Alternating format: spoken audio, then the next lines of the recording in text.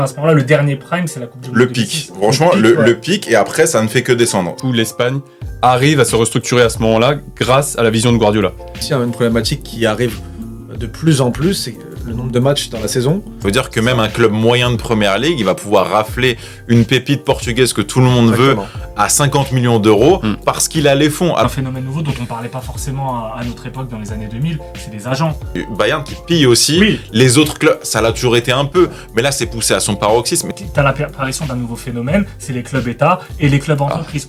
Du coup aussi tu te dis, les joueurs en fait, est-ce qu'ils décident d'eux-mêmes où est-ce qu'ils veulent aller, quel parcours en fait avoir. Non, en fait ils sont influencés par des personnes qui pensent avant tout à l'argent et qui pensent à les transférer et à se faire un maximum d'argent. Et parce que Manchester United, même si c'était un super bon joueur, je trouve que même à ce moment-là, Pogba, s'il fait le meilleur choix sportif, il va pas à United. Non. Pogba, s'il fait le meilleur choix sportif, il va dans une équipe qui est supérieure sportivement. Sauf que dans toujours cette optique de faire de l'argent et d'augmenter la valeur du club, il faut un joueur à forte, il faut un produit à forte valeur ajoutée. Donc tu vas prendre le prospect marketing le plus puissant du monde qui était à l'époque Pogba. Et pourquoi ? Parce que Pogba était chez qui ? Il était chez Adidas, United aussi. Bien sûr. Adidas a énormément œuvré. Après ça arrivait avant, mais là en fait on en entend tout le temps parler. Dans n'importe quel transfert, tu sais qu'il y a un bail d'agent. Et le problème c'est que t'as pas d'instance qui est là pour réguler. T'as eu le fair play financier, ça n'a servi à rien. C'est plutôt que à ce moment-là, t'as aussi l'arrivée d'un homme que Johan t'aime bien aussi, Infantino. Infantino, moi, je l'aimais bien, mais que quand il tournait les boules pour les classements de l'UEFA là. Et encore, il le faisait pas honnêtement, quoi. Et c'est un truc d'ailleurs qui s'est construit après et qui a fait que lui-même a voulu s'en servir pour dire en fait, on se fout de ma gueule parce que je tourne les boules, mais vous allez voir ce que je vais faire. Et en fait, il a toujours eu en lui ce truc de je vais changer la face du football mondial. Le changement, la règle de l'UEFA sur les transferts au mercato d'hiver, qui était quand même un truc qui faisait que ça restait un mercato d'ajustement. Exactement. Et en fait, avec le changement, je crois que c'est mars 2018, où en fait, ça tombe comme un cheveu sous la soupe d'un coup. C'est en fait cette règle, on l'enlève. Pas d'explication pourquoi, pour machin. Non, juste on l'enlève. Et première vous voulez acheter qui vous voulez, qui a déjà joué avec des champions de la Ligue Europa, ce qui n'était pas possible avant, maintenant c'est possible. Une règle qui en gros, en général, juste pour dire, les gros, les riches, faites-vous plaisir. Vous avez raté l'été, c'est pas grave, attendez juste 5-6 mois. C'est juste que les intérêts économiques sont plus importants. Mais c'est que ça a un avantage. Qui met de l'argent ? Qui fait que l'UEFA et que l'ensemble des compétitions européennes sont valorisées ? C'est les clubs les plus riches. Exactement. Donc tu vas pas aller à l'encontre des clubs les plus riches au moment de leur recrutement. Et c'est de toute façon ce qu'a voulu toujours faire, comme je disais, Infantino, c'est-à-dire servir le levier économique le plus possible. Et c'est ce qu'on voit aussi aujourd'hui. Un truc qui fait que, par exemple, encore une fois, je vais revenir sur la Coupe du Monde, mais c'est ça qu'il faut mettre en parallèle aussi quand je parle de l'argent et de l'importance financière, c'est que l'augmentation, en fait, c'est Infantino qui a mis ça en place, l'augmentation de toutes les équipes, que ce soit à l'Euro et à la Coupe du Monde.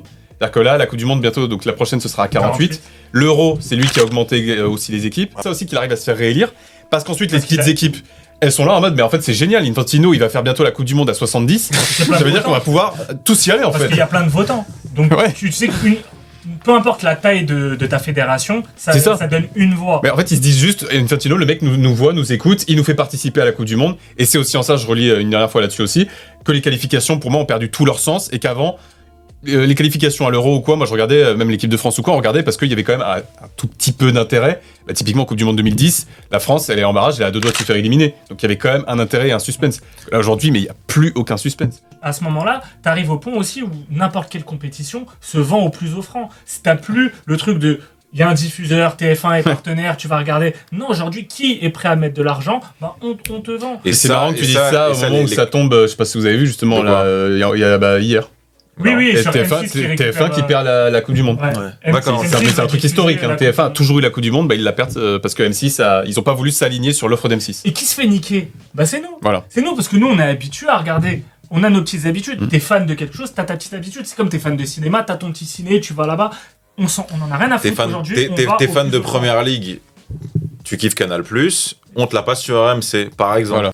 Le football meurt parce que tu le vends au plus offrant et parce qu'il y a toujours cette règle de qui est prêt à mettre de l'argent. Et qui est empathie au final ? C'est nous. Le consommateur, le passionné de football qui va devoir prendre plusieurs abonnements. Oui, et qui même va voir son habitude changer, parce qu'il y a aussi un côté où le football c'est très ancien, il y a un côté historique, et là en faisant ça, tu respectes pas l'histoire en fait du foot aussi.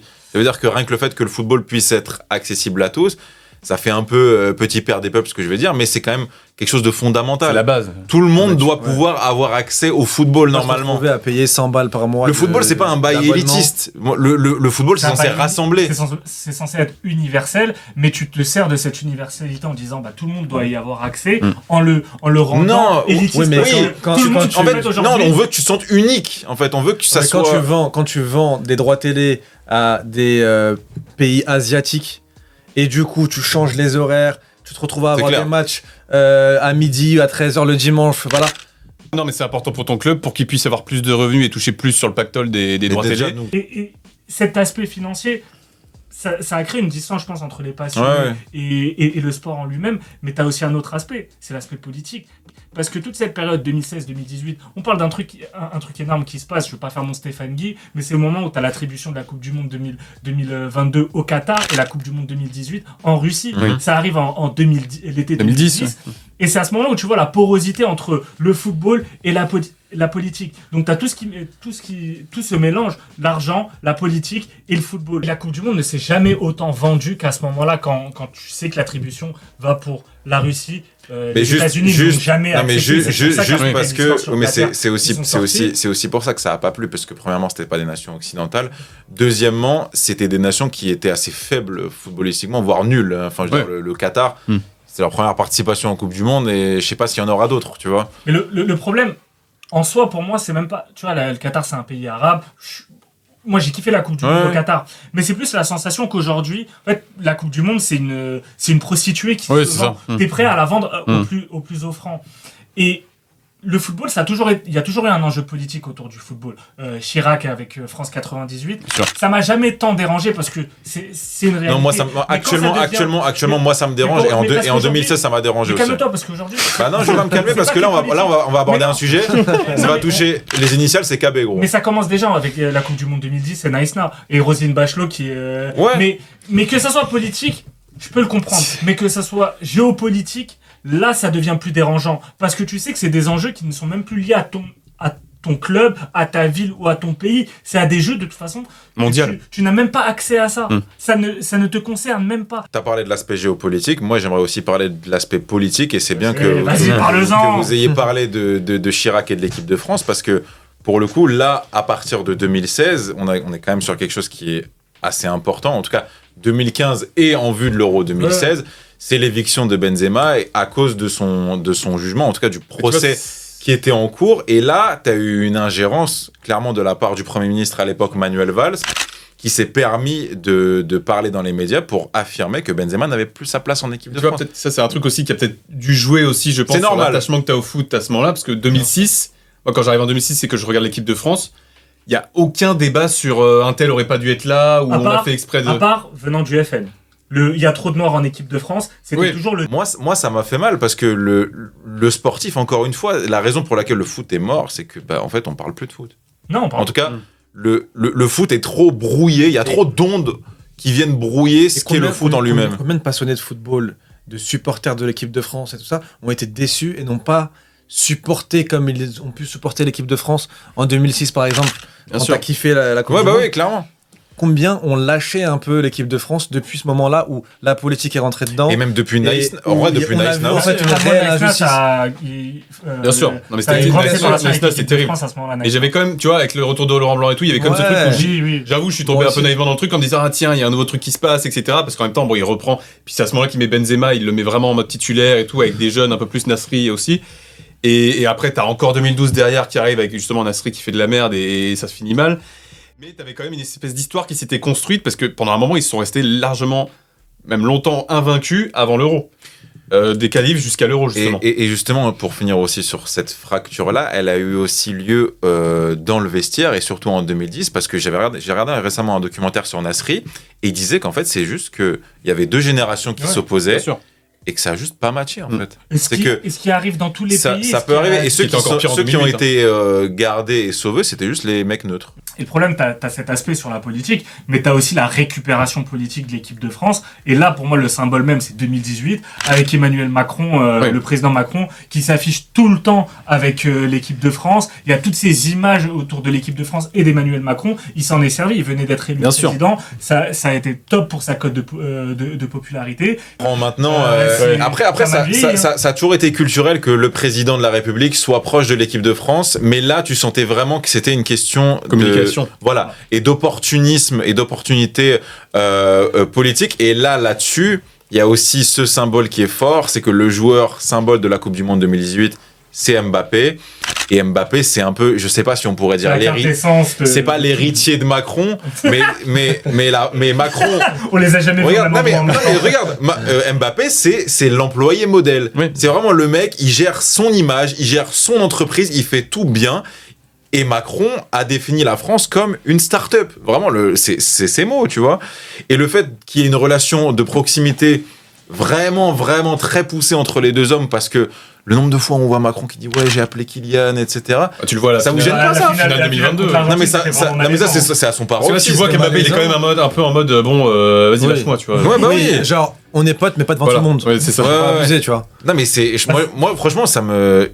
Non mais ça, j'aime pas ça. Macron aussi apparemment a aussi été investi dans le fait que qui reste à Paris ne parte pas au Real. Il y a 2 ans pour les matchs de la France. Donc, du coup, il y a ça. Il n'y a plus cette barrière entre la politique et puis le football. Ça, c'est plus une équipe sportive, en fait. Et il y a un élément que vous avez évoqué, qui, je pense, aussi a participé à la mort du football, c'est la guerre de communication. C'est à quel point, aujourd'hui, le footballeur est un produit, mais c'est également une image. Il gère sa propre communication. Les relais médiatiques n'existent plus vraiment parce qu'ils ont été remplacés par les réseaux sociaux. En tout cas, tu peux les instrumentaliser comme tu veux, et ça, Mbappé l'a très bien compris. Exactement, parce que Mbappé, c'est l'exemple même de ce produit footballistique. Mbappé-Macron, c'est pareil, c'est comment utiliser les réseaux sociaux, comment utiliser ton image et comment tu es perçu à travers des médias tels qu'Instagram pour vendre ton image. T'es fake. On va résumer aussi, c'est aussi ça. Combien de communication il a fait, Mbappé, qui ont eu des conséquences sur les réseaux sociaux? Il y a aussi le trophée. Le Gret, oui. Le Gret, quand il fait sa petite bourde, etc. C'est ça. Je pense que c'est il s'est viré parce que Mbappé a tweeté. Il a quand même boudé pas mal la saison dernière au PSG. Bon, tu vois, après tu veux revenir récemment. Ça a eu une influence derrière. Son tweet sur le Gret, pour moi, qui va parler à la radio pour dire on peut pas avoir Mbappé Neymar. Enfin bref, il gère sa communication et ça a un impact conséquent derrière dans le sportif. Et surtout, et ça on va y venir, le tweet sur le Gret, ça crée des petits. Le tweet sur le Gret, je pense que c'est à ce moment-là que ça déclenche le truc où même Deschamps se dit en fait ce mec je suis obligé de le mettre capitaine. Griezmann, parce qu'il est trop puissant, il est trop au-dessus. Il a fait sauter ton supérieur hiérarchique. Voilà, c'est ça. Et pour revenir sur le truc de la communication, il y a un terme qu'on n'évoquait pas avant, et ça tombe bien parce qu'on a fait une émission là-dessus, c'est le terme de storytelling. C'est même plus l'histoire que tu fais, c'est l'histoire qu'on va raconter autour de ce que tu fais, la narrative. Et Mbappé, je suis obligé de le cibler lui, mais c'est devenu l'expert de ça. C'est je vais faire telle chose parce que on va raconter ça de moi. Et ça se voit tellement juste que là il tourne son documentaire actuellement, ça se voit, même le truc, le montée de tribune à Monaco. Oui, à Monaco, le tour de terrain. Non, mais c'est vrai qu'on parle beaucoup de Mbappé, mais même de manière générale au niveau des joueurs. Aujourd'hui, un joueur qui fait aucune communication sur les réseaux sociaux, peut-être que il est inexistant. Il y a plein de clubs. On va dire il y a un truc chelou. Non, il y a plein de clubs qui vont peut-être pas vouloir le récupérer. Pourquoi ? Parce que être sur les réseaux sociaux, ça fait du sponsoring pour des marques, ça fait tu vois, de la pub. T'es plus regardé, t'es plus vu, t'es plus suivi. T'as de l'attachement. Et donc tu penses à tout ce qu'il y a de financier derrière. Et un club, il regarde plus justement le sportif avec le joueur, il va regarder tout ce qu'il y a autour. Oui. Et combien de fois tu vois autour d'un joueur qui est encore en activité, tu vois un documentaire le mec sort Griezmann. Bien sûr. Pourquoi tu vas faire un documentaire sur ta vie? Barade. Mais non, pourquoi tu vas faire un documentaire sur ta vie alors que t'as même pas fini ta carrière? Parce que tu vends une image. T'as encore des choses à faire. Ouais, mais tu vends une image. C'est comme si tu faisais ton autobiographie alors que t'as 20 ans. Mais tu vends une image. Ça n'a aucun intérêt. Mais aujourd'hui, tout se vend et ça crée cette distance qu'il y a entre nous, public, et les acteurs du sport. Parce qu'il n'y a rien qui est vrai. Puis tu peux aussi maîtriser ce que tu vas diffuser. Bien sûr. Tu peux maîtriser ce que tu vas diffuser après derrière. Parce qu'ils te montrent les images qu'ils ont envie de te montrer. Oui, aussi. Donc, c'est l'image que tu as envie de montrer aux gens. Pareil sur les réseaux sociaux. personne va se mettre pas coiffé, tu vois. Et puis, il faut que tu sois le plus beau possible et la meilleure image de toi aussi, tu vas la donner. Et puis, il y a combien on va dire, de documentaires sur un joueur par rapport au nombre de joueurs inspirants qu'il y a dans le football. C'est sûr. Voilà, c'est tout. À un moment donné, c'est que t'as eu des sportifs à une époque qui étaient très inspirants, très célèbres. T'as pas eu un documentaire sur des joueurs dont on n'entendait pas forcément parler à l'époque, mais qui en auraient mérité un. Là, t'as des joueurs qui ne méritent pas ça, mais qui ont les outils et qui pensent que stratégiquement, ça va être intéressant de se mettre en scène. Alors honnêtement, ils n'en valent pas le coup. Mais ça, en fait, c'est vraiment le paradoxe de l'époque actuelle, c'est qu'on n'a jamais autant parlé de football sans parler du football terrain, en lui-même. Exactement. Et c'est à l'image du football post-2018, parce que post-2018, t'as quoi ? Autant à l'époque, quand tu parles de Guardiola, Mourinho, t'as des pensées footballistiques, t'as des manières de voir les choses. À partir de 2018, c'est Deschamps. Bah, regarde qui a gagné. Regarde juste qui a gagné. Qui est champion du monde ? C'est censé être la meilleure équipe du monde.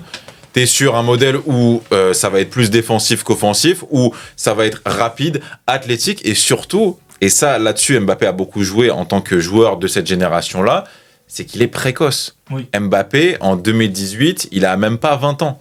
Et ça devient le joueur, il passe même devant Neymar dans l'esprit des gens, et ça commence à le faire dans la tête des dirigeants parisiens, parce que c'est un joueur qui représente quelque chose. On te vend aussi son image avec Bondy. À ce moment-là. Oui, parce que le football doit avoir cette image de ça vient populaire. Ça, c'est très français actuellement, c'est les codes de la banlieue. Donc, non, mais 2018, c'est aussi la mort pour certains clubs. Le Barça, en fait, la Juve. C'est un Barça qui tient que grâce à Ter Stegen et Messi, complètement. Et puis en plus, il est dans une Liga où le Real, c'est le Real post-Ronaldo, donc il y a beaucoup de mal. Voilà. T'as l'Atlético qui est toujours sur le même jeu depuis 10 ans, donc là aussi, ils ont encore un peu de mal. Enfin, ils restent toujours dans les 3-4 premiers, mais ça va pas plus loin que ça, quoi. Tu le disais, donc t'as la Juve qui du coup récupère Ronaldo, mais qui en fait se trahit un peu. Oui, trahit son business model. Exactement. Et à ce moment-là, il te reste que deux clubs. La seule rivalité, c'est City versus Liverpool. Mais même à ce moment-là, le City de Guardiola, on n'est plus sur la pensée du football de possession. On est également sur de l'impact, sur de la data. Mais on est les sur deux clubs se ressemblent énormément. On est sur des effectifs rarement vus en Europe. Oui. Ce que je veux dire, c'est que City peuvent aligner à ce moment-là 3 équipes compétitives. Et c'est ça, c'est quand même quelque chose qu'on ne voyait jamais. Plus tu as avancé dans le foot, plus les effectifs étaient larges, ou en tout cas des clubs les plus riches, plus ils étaient larges, plus ils étaient interchangeables. Moi, là-dessus, j'ai une nostalgie d'un effectif assez réduit, d'une équipe type, tu vois, comme dans une compétition, comme dans une Coupe du Monde. Voilà, t'as 15 joueurs, tu sais qui va jouer. Chacun a un rôle bien précis, une identité forte, alors que maintenant, c'est le système. C'est là que t'entends aussi souvent, à chaque fois, même au période de mercato et tout, il faut que les effectifs, chaque poste soit doublé. Mais doublé avec aussi des internationaux, aux limites, tu vois. Et ça coûte de l'argent. Ouais. Et vu que City, c'est un groupe. En fait, ils ont même plus besoin de mettre énormément d'argent parce qu'ils ont leur antenne partout. Dans le monde. Un club au minimum sur chaque continent. Et là, on arrive à la crise. Je pense que c'est le dernier coup de pelle, c'est le post-Covid. Le Covid a tué la plupart des clubs en dehors des clubs anglais. Le Real a réussi à survivre post-Covid, mais c'est ce qui a mis fin à beaucoup de choses dans le football. Et l'autre fois, je me faisais la réflexion. Je me disais qu'il y a un truc aussi, je ne sais pas si vous avez remarqué, mais post-période Covid, il y a aussi eu un rapport qui a changé entre nous et les médias. C'est le moment où tu as beaucoup de fake news, de théories du complot qui commencent vraiment. Tu ne crois plus ce que tu vois. Donc tout est remis en question. Et il n'y a pas que les informations qui sont remises en question, il y a également le passé qui est remis en question. Et c'est là où tu vois. C'est là où tu as l'apparition de comparaisons qui n'ont rien à voir. Et surtout qui sont totalement fausses. Mais surtout, on est là en train de te dire, ouais, mais dans les années 2000, le football, c'était de la merde. Non, mais ça allait pas aussi vite. C'était lent. Mais c'est faux. De Bruyne, il est meilleur que Zidane et ça te met 2 tableaux. Le tableau des stats de Bruyne en carrière et celui de Zidane en carrière. Ça n'a rien à voir. C'est une dinguerie. Et je trouve que ça, c'est très révélateur aussi d'une manière qu'on a aujourd'hui de voir le football actuellement. C'est que tout. En fait, tu n'arrives même plus à croire en quelque chose parce que tout est remis en question.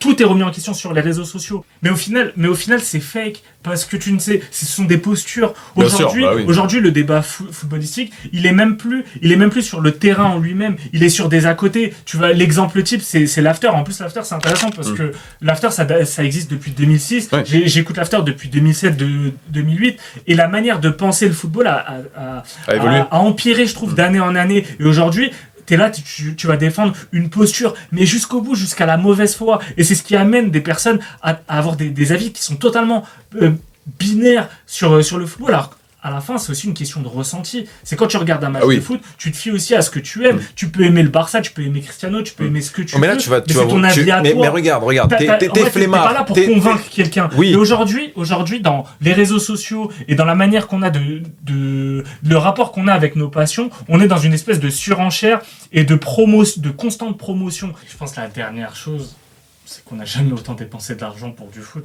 En fait, c'est bizarre ce truc-là parce que d'un côté, par exemple en Angleterre, ce truc-là, et même dans d'autres pays autres que la France, parce que là on a plutôt un regard qui est français, mais dans les autres pays, avoir plusieurs abonnements, ça a toujours été le cas, ou en tout cas ça l'a plus été qu'en France.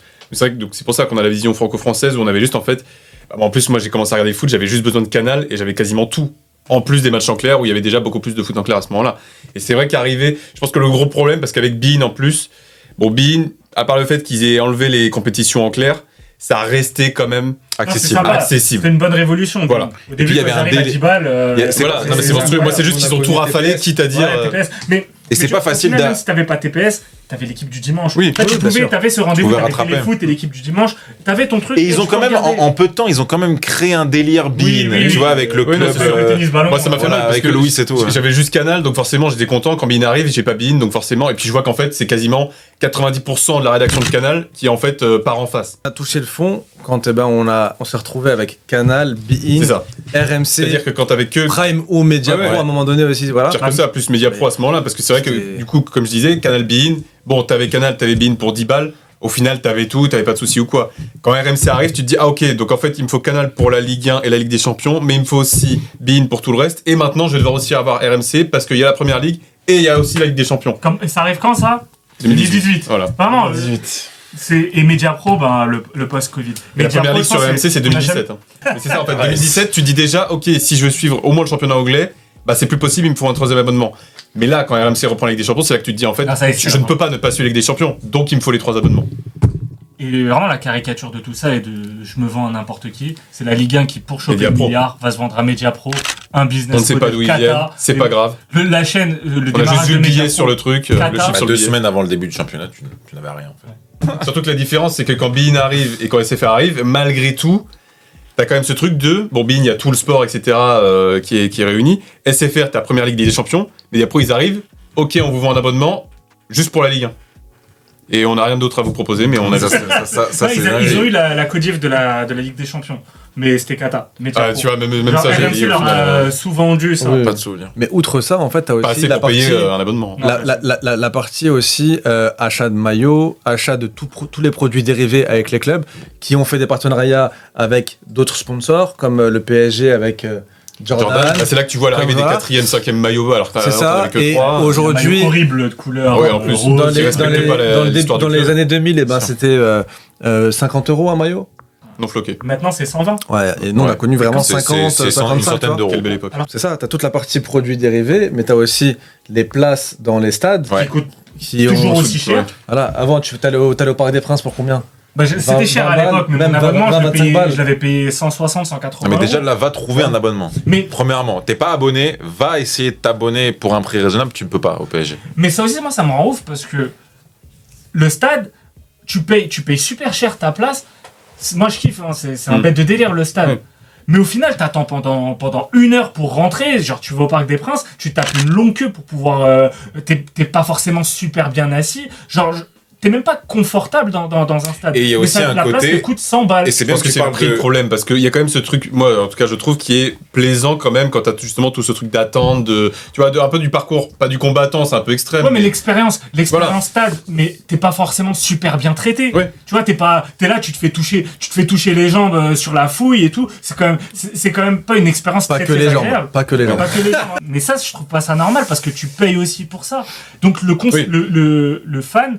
Et c'est ça que je te dis, l'augmentation fait que tu revois justement tes exigences par rapport Exactement. à ça. Et c'est le cas aussi pour l'enceinte en elle-même, même le truc un exemple, le Matmut Atlantique, où Ou même le Groupama Stadium. Parce que Riviera. Oui, parce que voilà, en fait, c'est des même trop perdus, inaccessibles. Même en Allemagne, c'est des stades qui sont vus aussi comme des centres commerciaux. Oui. En fait, c'est très froid, il y a rien de. C'est très froid et c'est pour les familles. Alors qu'en soi, ça peut être intéressant, tu vois, que ça soit accessible aux familles. Mais il y a un côté où il y a le foot, mais il n'y a pas que ça quand tu vas au stade. Ça vient plutôt du côté chaud. Non, mais même de la vision américaine. Voilà, c'est ça, du côté chaud. À la mi-temps, tu vas avoir des trucs. Il y a toujours eu des choses à la mi-temps, des crossbar challenge, des choses comme ça. Mais là, je trouve que c'est vraiment poussé à son paroxysme. Tout est là pour t'inciter à consommer. Il n'y a rien de plus triste que d'aller dans un stade de baseball surtout que le sport est super long. Voilà, super long. Où tu fais plein d'autres choses. Tu fais plein d'autres choses pendant les temps morts. Le football américain, à chaque fois ça s'arrête. T'as des pom-pom girls qui arrivent. Tu vois, moi je suis là pour regarder un match de foot et avoir du spectacle dans le sport. Parce que déjà tu regardes retour, je m'en fous. Et tu regardes ton match à la télé, tu te manges 50 000 pubs de diffusion. Et les pubs après l'hymne national. Oh là là, mais c'est un truc qu'il n'y avait pas avant ça. Non, il n'y avait pas. Mais avant, t'enchaînes direct. Mais moi, ça, franchement, ça m'en fout. Donc, je pense qu'on peut se le dire. Le football est mort. Je pense qu'en fait, parce que ça pourrait être une vision hyper. C'est quand même. Ça reste assez subjectif ce qu'on dit aussi, parce que c'est notre vision qui est morte, mais. Là, tout à l'heure, j'y pensais, je me suis dit, en fait, est-ce que c'est juste moi qui suis égocentrique dans ce truc-là? Il y a de l'intérêt qui se perd dans le football, il faut qu'on trouve des solutions pour essayer de faire quelque chose. Oui, mais toutes les solutions que tu vas essayer de trouver si tout allait bien, ça changerait pas en toi. En fait, tu veux mettre en valeur. Les règles changent tout le temps. Tu veux mettre en valeur un produit pourri, et c'est quand même ça le truc. Un produit pourri où, en fait, t'es rentré aussi dans un engrenage où tu veux tout le temps gagner de l'argent, plus d'argent, etc. Et la bulle, à un moment donné, elle va éclater. La mort du foot, c'est la VAR. C'est à un moment donné, tu ne veux laisser aucune marge. Bah si, tu ne veux laisser aucune marge d'erreur. Voilà le point de bascule. Et ça, je pense qu'on aura une petite conversation là-dessus. Mais il y a aussi une remise en question qu'on doit avoir envers nous-mêmes parce qu'on est aussi responsable de ça. On a ouvert la porte. Mais on continue de regarder encore des heures. Parce qu'on a envie de continuer cette conversation parce qu'il y a aussi plein de choses à dire sur le foot. C'est parce qu'il est mort qu'on va pas en parler. Bien sûr.